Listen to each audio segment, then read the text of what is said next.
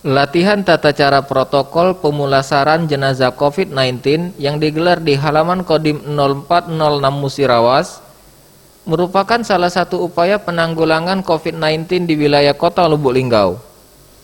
Tim khusus pemakaman jenazah COVID-19 ini adalah tim gabungan yang terdiri dari petugas kepolisian, anggota TNI, petugas damkar, tagana, perwakilan rumah sakit, serta relawan yang dipersiapkan jika sewaktu-waktu terjadi hal buruk, tim ini dapat melakukan pemulasaran jenazah COVID-19 dengan baik.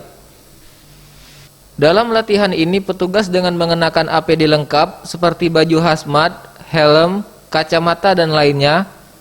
Petugas gabungan ini mengurus pemulasaran jenazah COVID-19 sesuai dengan ketentuan protokol COVID-19.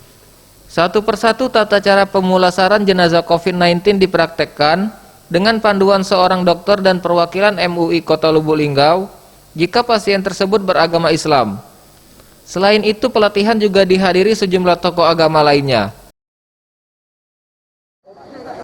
Latihan pemulasaraan jenazah bagi jenazah yang positif COVID-19 ataupun dengan indikasi dia pasien dalam pengawasan ataupun orang dalam pengawasan. Kalau terindikasi COVID, kita berlakukan seperti itu.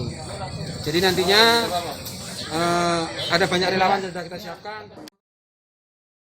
Tim Liputan Sriwijaya TV.